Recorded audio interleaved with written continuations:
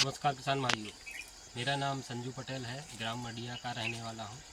ग्राम media, जिला दमोह, मध्य प्रदेश।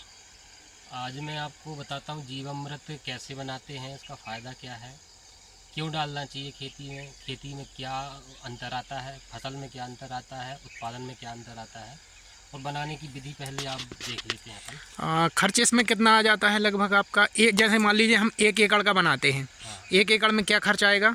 1 एकड़ के हिसाब से आप 200 लीटर वाला ड्रम ले लो। 200 लीटर के ड्रम में 10 किलो गोबर डाल दो। जी।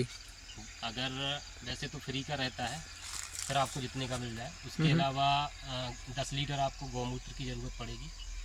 गौमूत्र छान के और गोबर को भी एकदम मिक्स करके तसला में या किसी बर्तन में मतलब घोल बना लेना चाहिए उसका। घोल बना लेना चाहिए, हाँ। पहले जिससे बनने में आसानी होती है। बिल्कुल। जैसे अपन खाना खाते हैं तो अगर अच्छा चबा के खाएं हाँ। तो अच्छे से पाचन क्रिया हो। बिल्कुल बिल्कुल। तो गोबर ले लो, गौमूत्र ले लो, 2 किलो गुड़ ले लो। हाँ। उसको भी मिक्स अच्छा घोलना है। गोबर की गुड़ की क्या क्वालिटी होनी चाहिए? हमने सुना है कि जो गुड़ है वो एकदम रफ टाइप का, जो जैसे दुकानों में गंदा पड़ा रहता है, वो ज़्यादा अच्छा होता है। अच्छा होता है क्योंकि जीवाणुओं की मात्रा उसमें अच्छी रहती है। जी। और जो अपन, क्योंकि एक प्रकार से सारी चीज़ें वेस्ट मान के चलो, गोबर भी लोग वेस्ट ही मानते हैं, गौमूत्र भी वेस्ट ही मानते हैं। हाँ हाँ। बाकी वो ज़मीन के लिए बहुत अच्छा रहता है। तो गोबर हो गया, गौमूत्र हो गया, बेसन, दो किलो के आसपास आप बेसन ले लो। हाँ हाँ। बेसन मतलब चने की दाल का आटा। हाँ हाँ। तो आप किसी भी दाल का आटा ले सकते हैं। हाँ हाँ। मूंग की दाल का आटा, अरहर की दाल का आटा, या बेसन मेनली प्रेफर लोग करते हैं। तो और आप अपने गांव के बरगद के पेड़ के नीचे की 1 किलो मिट्टी ले लीजिए। अच्छा, ये बरगद के पेड़ की मिट्टी ही क्यों आवश्यक है इसमें? क्योंकि उसमें जीवों की मात्रा ज़्यादा होती है। अच्छा। और बरगद के नीचे कोई फसल तो उगाता नहीं है। बिल्कुल। फसल नहीं उगेगी तो इंसेक्टिसाइड नहीं डलेगी, हर्बिसाइड नहीं डलेगी, कुछ भी नहीं डलेगा। मतलब कीटनाशक दवाई का स्प्रे नहीं होता है। कहने का आपका मतलब ये है कि यदि हम ऐसी जगह की मिट्टी का उपयोग करें जहाँ पे हमें केमिकल फर्टिलाइजर, पेस्टिसाइड वगैरह का उपयोग नहीं कर रहे, तो वहाँ पे जीवाणुओं की मात्रा ज़्यादा मिलेगी। ज़्यादा रहती है ठीक। हाँ हाँ। और अगर 100 साल के आसपास पुराना आपके पास पौधा हो, अगर बरगद का नहीं है, पीपल का भी चल जाएगा। हाँ हाँ। क्योंकि उसके नीचे भी अच्छे जीवों की मात्रा रहती है और उपजाऊ जमीन रहती है।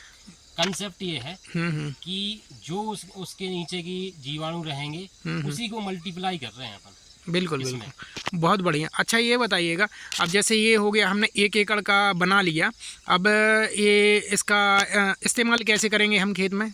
इस्तेमाल सभी 2 प्रकार से आप मेनली किसान करते हैं। एक तो स्प्रे करके। हाँ हाँ। स्प्रे कर दो, आप पहले छानना पड़ेगा आपको। हाँ पंप में भर के स्प्रे कर सकते हैं। ठीक है। दूसरा है कि आप जैसे खुला पानी दे रहे हैं, पाइप के माध्यम से पानी दे रहे हैं, तो जहाँ पे पाइप खुला है, जहाँ से पानी बह रहा है, हाँ हाँ। वहीं से आप 1-1 लीटर के आसपास आप डालते जाओ। हाँ हाँ। तो जो पानी के साथ वो बहता जाएगा और पूरी ज़मीन में मिलता जाएगा वो। बहुत बढ़िया।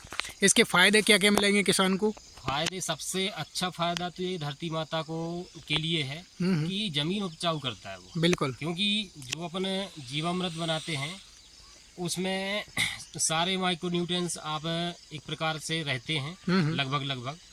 क्योंकि अपन उसमें गोबर भी डाल रहे हैं, गौमूत्र भी डाल रहे हैं, बेसन भी डाल रहे हैं, गुड़ भी डाल रहे हैं, और मिट्टी डाल रहे हैं। मिट्टी के अंदर जो जीवाणु हैं उनको मिल रहा है वो खाना, वही चाहिए उनको। गोबर चाहिए, गुड़ चाहिए, गौमूत्र चाहिए, वो खाना है उनका। हाँ हाँ। तो वो मल्टीप्लाई होते हैं उसमें, करोड़ों की मात्रा में, संख्या में हो जाते हैं, तो वो ज़मीन में जाते हैं।